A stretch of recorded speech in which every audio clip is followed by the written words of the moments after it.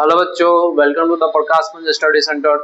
देखिए, इसमें हम लोगों ने जो हमारा चैप्टर 2 है केमिस्ट्री का, इसमें हम लोगों ने पढ़ा था अम्ल और भस्म के बारे में पढ़ा था ना, जो कि हमारा चैप्टर का नाम ही है अम्ल भस्म तथा लवण है। ठीक है, इसके बारे में हम लोगों ने जाना था कि अम्ल किसे कहते हैं, भस्म किसे कहते हैं, इसके गुण के आधार पर इसके बारे में हम लोगों ने जाना था। ठीक है, अब जैसे कि गुण के आधार पर अम्ल का हम लोग डेफिनेशन देंगे कि जो स्वाद में खट्टा होता है उसे अम्ल कहते हैं, जो स्वाद में कड़वा होता है उसे हम लोग भस्म कहते हैं। ठीक है, अब हम लोग जानेंगे वैज्ञानिक के अनुसार से, है ना, जो कि इसमें वैज्ञानिक था आर्हेनियस नामक वैज्ञानिक थे।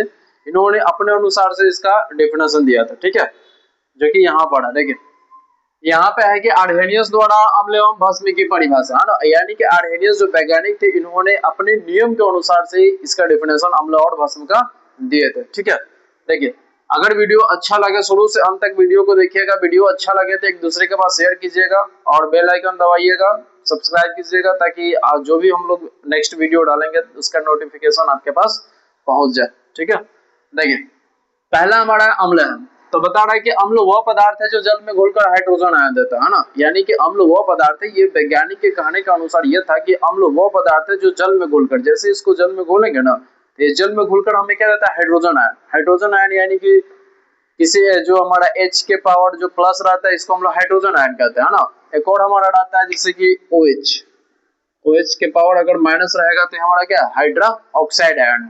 ठीक है, तो इस पर हमारा हमेशा हाइड्रोजन आयन पर धन आयन रहता है और हाइड्रा ऑक्साइड आयन पे ऋण आयन रहता है। ठीक है, देखिए, तो यहाँ पे बता रहा है कि अम्ल वह पदार्थ है जो जल में घुलकर हाइड्रोजन आयन देता है, क्या कहलाता है, अम्ल कहलाता है ना। इसके अनुसार से हमारा कुछ उदाहरण यहाँ पर है, जैसे कि HCl है, यहाँ पे HCl हो गया, H2SO4 हो गया, ETC, है ना, यानी कि HCl मतलब क्या होता है, हाइड्रोजन क्लोराइड।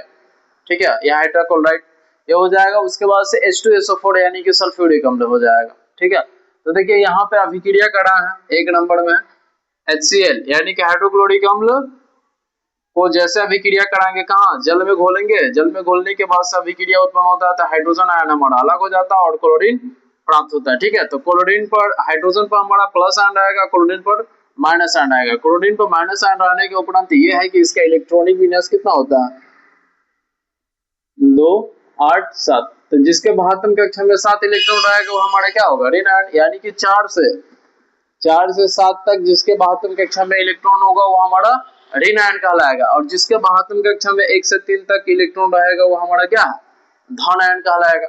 ठीक है, देखिए, उसके बाद से हमारा दूसरा है H2SO4 यानी कि सल्फ्यूरिक अम्ल की अभिक्रिया जल की उपस्थिति में कराने से हमारा क्या होता है, हाइड्रोजन आयन मुक्त होगा और साथ में हमारा NO3 यानी कि नाइट्रिक अम्ल प्राप्त होगा। ठीक है, इस पर भी हमारा क्या होगा, माइनस आयन होगा। उसके बाद से देखिए नेक्स्ट हमारा है भस्म किसे कहते हैं ना, तो भस्म वह पदार्थ है जो जल में घुलकर हाइड्रा ऑक्साइड आयन देते हैं। ठीक है, आर्हेनियस द्वारा भस्म का परिभाषा ये दिया गया है कि भस्म वह पदार्थ है जो जल में घुलकर क्या देता है, हाइड्रा ऑक्साइड आयन देता है। ठीक है, जो कि हमारे यहाँ पे हाइड्रा ऑक्साइड आयन का संकेत होता है OH के पावर माइनस। ठीक है, यहाँ पे इसका एग्जांपल है कि NOH यानी कि सोडियम हाइड्रोक्साइड और साथ में KOH यानी पोटेशियम हाइड्रोक्साइड हो जाएगा। ठीक है, यहाँ पे देखिए इसका अभिक्रिया हम लोग कर रहे हैं,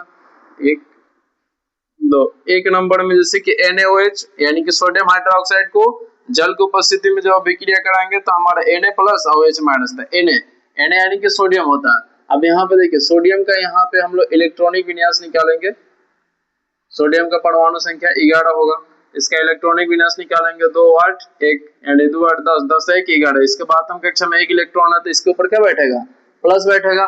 और यहाँ पे OH है, OH में हमेशा क्या रहता है, ऋण आयन रहता है, माइनस का आयन रहता है। ठीक है, उसके बाद से दूसरा हमारा है अभिक्रिया KOH यानी कि पोटेशियम हाइड्रोक्साइड, है ना, तो पोटेशियम हाइड्रोक्साइड का जब अभिक्रिया जल की उपस्थिति में कराते हैं तो हमारा K और साथ में हमारा OH यानी कि पोटेशियम और साथ में हाइड्रोक्साइड अलग अलग विखंडित हो जाता है ना। तो यहाँ पे पोटेशियम K है, तो K का परमाणु संख्या 19 होता है, इसका भी इलेक्ट्रॉनिक विन्यास हम लोग निकालेंगे तो क्या होगा 2 8 8 1, है ना।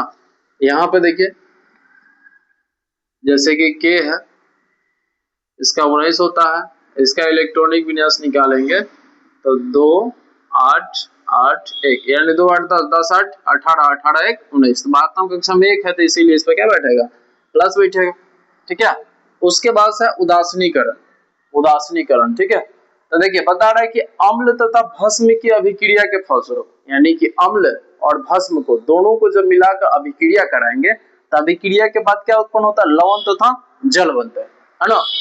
कोई भी अम्ल को भस्म के उपस्थिति में जब अभिक्रिया कराएंगे तो क्या बनेगा, लवण, लवण यानी कि नमक, और साथ में हमारा जल बनेगा। ठीक है, तो जो कि यहाँ पे हमारा अभिक्रिया NaOH, NaOH यहाँ पे ये हमारा क्या है, भस्म है, और HCl यानी कि ये हमारा क्या है, अम्ल है।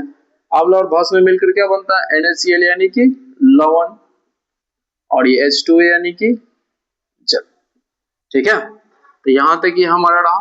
तो वीडियो आपको अच्छा लगे तो एक दूसरे के पास शेयर कीजिएगा, भेजिएगा, ताकि वो भी अपना सही से अपना तैयारी कर सके, जो कि 2027 का बोर्ड एग्जाम में अपना सही से फाइट कर सके, है ना। हम लोग यहाँ पे एक एक टॉपिक, एक एक पॉइंट बढ़िया से सही से दर्शा कर बताएंगे, ताकि आप लोगों को कहीं भी किसी भी प्रकार का कोई भी दिक्कत प्रॉब्लम ना हो, है ना। और एक दूसरे के पास भेजिएगा, इससे रिलेटेड जो भी आपका ऑब्जेक्टिव होगा वो भी हम बता देंगे, एक एक पॉइंट करके हम बता देंगे, ताकि आप लोगों को ऑब्जेक्टिव याद करने में किसी भी प्रकार का कोई भी दिक्कत ना हो। एक एक पॉइंट अगर याद कीजिएगा ना, तो ऑब्जेक्टिव में क्या होता है कि अगर ऑब्जेक्टिव हम लोग सही से याद कर लेते हैं, मान लीजिए कि 80 को ऑब्जेक्टिव रहता है, 80 को में से 40 को बनाना था, 40 को में से 35 को भी मार देंगे ना, और उसके बाद से कुछ ऑब्जेक्टिव लिख देंगे। अगर हर एक चैप्टर में हमारा 70 से 80 नंबर आ जाएगा ना, तो कोई नहीं रोक सकता हमें 350 प्लस पार करने में। ठीक है, इसीलिए हर एक टॉपिक को बहुत ही बारीकी से ध्यान से समझिएगा, जो भी दिक्कत हो कमेंट कीजिएगा, हम उसका फिर से विश्लेषण करके बताएंगे सही से। ठीक है, और एक दूसरे के पास भेजिएगा, ताकि वो भी अपना अच्छे तरीके से तैयारी करे, और देखकर थोड़ा सा लाइक कीजिए और सब्सक्राइब कीजिए, ताकि हम लोग भी अपना हौसला बुलंद रखें, और भी बेहतर तरीके से हम लोग वीडियो शूट करें, ताकि आप लोगों को हर एक बात अच्छी से समझ में। ठीक है, धन्यवाद।